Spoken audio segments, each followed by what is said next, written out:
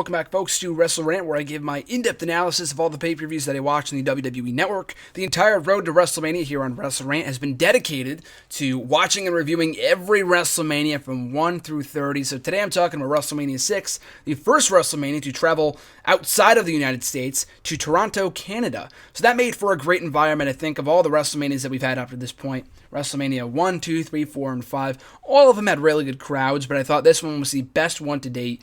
And even back then, today I say that Canada is one of the best wrestling crowds out there. And you guys are great. For you Canadian listeners out there, I think you guys are awesome. And even today, you guys are a great crowd. And it was great to see even back then, 30, almost 30 years ago, 25 years ago, that they were an awesome crowd, even, 25 years ago. So that was awesome to see. So that was a really cool environment. But once again, like I said in all my WrestleMania reviews up to this point, if this is your first one listening, then here's just a little disclaimer from yours truly, in that a lot of these matches on the early WrestleManias do not mean anything. A lot of them were just quick, inconsequential, forgettable, just kind of thrown together at the last minute. Maybe they had some story behind them, but the fact that some of these matches went 2, 3, 4 minutes, really for a casual viewer like myself, in terms of 80s wrestling, didn't really make me care too much to talk a lot about these matches. And it would take me forever. This card featured 15 matches, 4 featured 16, 5 featured 14, and now 6 features 15. So a lot of matches, a lot of them don't really mean anything. So you'll kind of get the gist of it as they go on here, and I'll talk about the matches kind of that piqued my interest and kind of kind of packed a punch when I watched it the first time around a couple months ago. So you got to forgive me for my shitty memory when it comes to remembering some of the matches on these shows. So kicking off the show, Rick Martel defeating Coco Beware. Again, nothing really too special there. Demolition beating the Colossal Connection to win the WWF Tag Team titles. And the match itself wasn't really anything too good. I thought it was a pretty good matchup. Demolition was over as all hell. Why they're not already in the WWE Hall of Fame is beyond me. But I think the most notable thing about this matchup, and correct me if I'm wrong, I think it was on this WrestleMania. Like I said, I haven't seen this WrestleMania in a couple months. I watched WrestleManias 1 through 8 on the first time around, I think back in September, so 4, 5, 6 months ago. It's been a while since I watched these WrestleManias, so forgive me if my memory does not serve me correctly. But I think it was on the show after Andre and Haku lost the tag team titles. They would collide, or they would implode, and Andre the Giant would go back to being a babyface in one of his final WrestleMania appearances, and he might have been at WrestleMania 7. Can't remember exactly. Like I said, when I reviewed that WrestleMania, I guess we'll find out. But so I think this was a show where he imploded and the place went crazy. I think it was this WrestleMania, because I just remember the crowd going crazy and this crowd just being so awesome. So Andre the Giant turning on Haku after the matchup, going back to being a babyface, which is what he spent most of his career being. I know he was kind of popularized as a heel for the couple years that he was a heel, from WrestleMania 3 to 6 to this show until he turned babyface again. But he spent most of his career, most of his 20-year wrestling career, as a babyface, and that's why he was so iconic. Such an iconic figure, even to this day, because he was, such an attraction. People love this guy, one of the nicest guys in wrestling history, inside and outside the ring.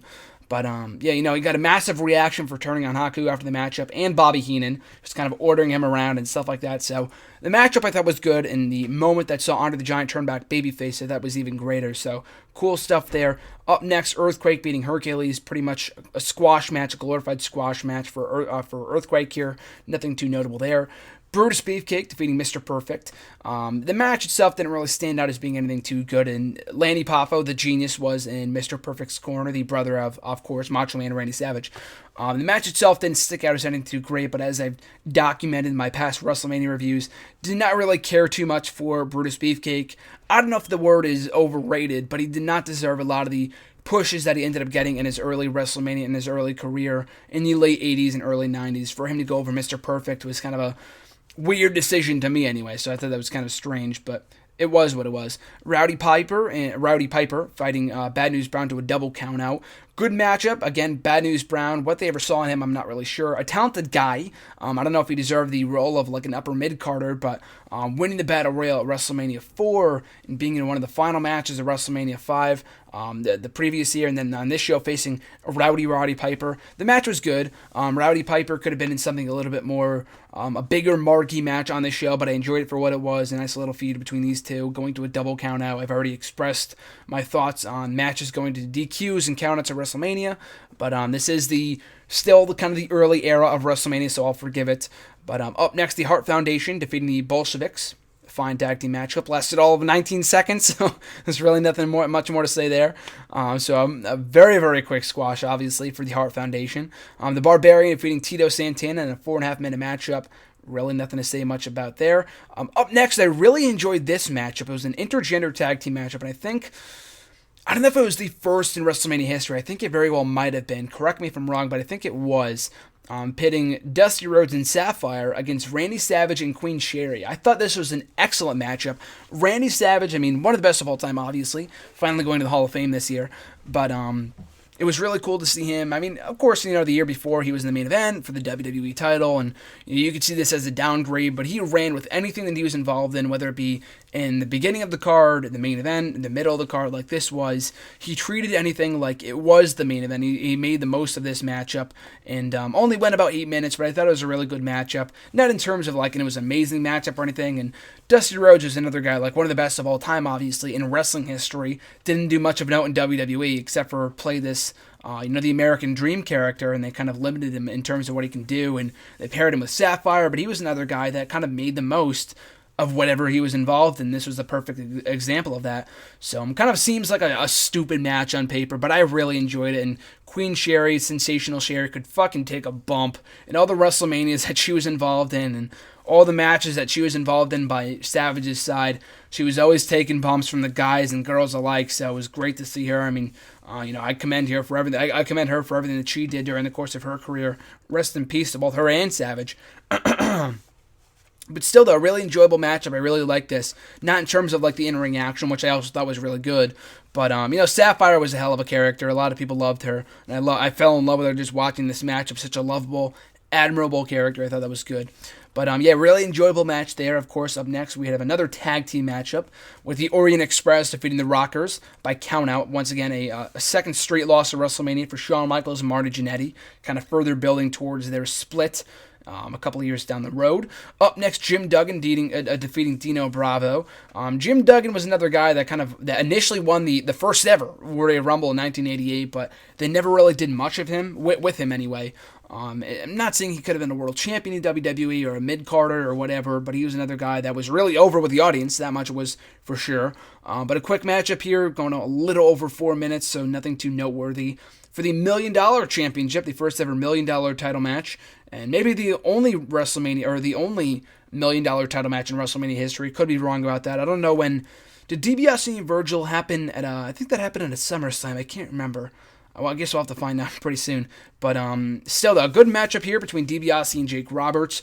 Kind of adding another championship matchup to the show, seeing how the main event featured two titles up for grabs in the Intercontinental Championship and the WWE Championship. So they kind of had to have one other championship on the line. They didn't need to, but it was a nice addition to the undercard. And DiBiase and Jake Roberts, two of the greatest of all time, like I've said before, to have never held a world championship in WWE. So they had a really good matchup here. Ended with countout with DiBiase winning via countout, so I'm not a fan of the shady finishes and stuff like that, but it was a really good match while it lasted. Big Boss Man up next defeating Akeem. A matchup that lasted all of a minute, so pretty throwaway matchup there. And the second to last matchup, Rick Rude defeating Jimmy Snuka. Could have used a lot more time than it did. Barely graced 4 minutes. I'm a big Jimmy Snuka fan. I loved Rick Rude, like I talked about in my last WrestleMania review. And so that matchup could have used a lot more time. And like I said with my WrestleMania 5 review, I'm not really a fan of them doing two throwaway matches right before the main event. It made people anticipate the main event even more. But I don't know, it just seemed out of place to me. So to do that right before Warrior and Hogan seemed really weird. But it was what it was. So that was kind of that was a disappointment. I wanted to see that matchup go longer. Big Boss Man versus Akeem, I understand. But Rude and Snuka should have gone longer in my opinion. So we get to the main event, champion versus champion, the only time this has ever been done in WrestleMania history, pitting the Intercontinental Champion against the WWE Champion, Warrior versus Hogan.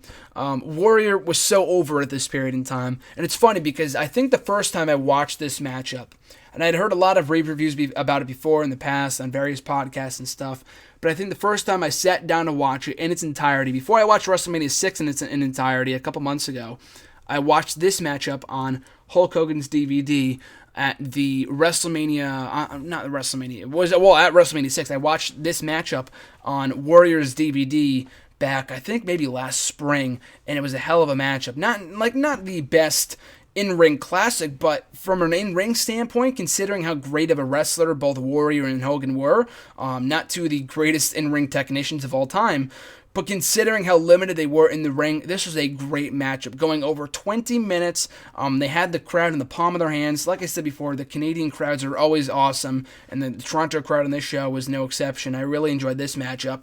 So I thought that was great. Warrior and Hogan having a great in-ring matchup from like an in-ring standpoint. I thought the action was very entertaining, but even from a storylines telling standpoint, like I said with Hogan and Andre, I thought those two had a very good matchup. Of course, one of the most iconic and memorable matches in WrestleMania history, but this matchup was kind of the equivalent to that in that it told a great story. Both guys were insanely over.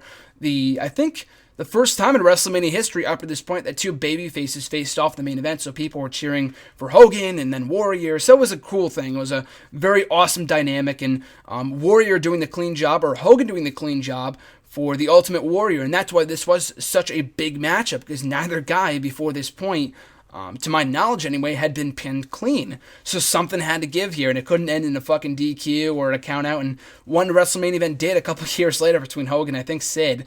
That was a shitty-ass matchup, and I'll get to that when I review that WrestleMania.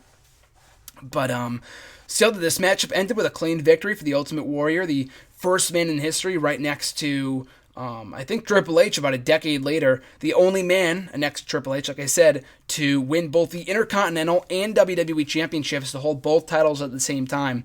So a great matchup. I really enjoyed it. Probably the best WrestleMania matchup up to this point, the best WrestleMania main event up to this point, in my opinion. And I think, take nothing away from the previous main events of WrestleMania, from 1 through 5, I thought they were all good, but I think this left the most lasting impression in terms of what was at stake, and everything that was in jeopardy and everything else. I thought this was a great match from a storytelling standpoint. I'm sorry, I botched that. And from an in-ring standpoint, I thought both guys were great. The emotion, what was on the line was great. It felt like an important WrestleMania caliber main event. So that's what I enjoyed about it, and hopefully when you go back and watch this WrestleMania, you'll enjoy it too. So this WrestleMania in a whole, I would sum it up as fun. It didn't really drag. I thought it was a really good WrestleMania. Again, a lot of the undercard matches didn't mean anything. I would not suggest that you go back and watch this WrestleMania in its entirety, like a lot of the rest, a lot of the earlier ones. But if there was one WrestleMania of all the ones that I reviewed so far that you should go back and watch in its entirety, it's this one. I thought the crowd on the whole, I think it was the atmosphere that really made it, because, you read the matches off on a list, and, just on paper, it doesn't seem like the most exciting WrestleMania of all time. But I think the crowd is what made it what it was and made it an enjoyable show. So I really enjoyed that aspect of it. But and definitely go out of your way. If there's only one match from the show that you should go back and watch, it's the main event. I thought that was stellar. Great stuff from Warrior and Hogan. And it will definitely live on as one of the best WrestleMania main events. One of the most memorable and iconic WrestleMania main events in history, in my opinion. So once again, folks, thanks for watching, listening. Always appreciated. Make sure to stay tuned next week. It's Tuesday now, so on Saturday I will be reviewing WrestleMania 7. So make sure to stay tuned for that as I watch on the WWE Network and review it right here on the YouTube channel for you guys. But in the meantime, in the between time, make sure to find me on Twitter at WrestleRant, on Facebook at Graham Jason Matthews. Make sure to show your support by liking, commenting, sharing, and subscribing. All support is greatly appreciated. Like I said before, I'll catch you guys in my next video with my review of WrestleMania 7. Catch you guys then.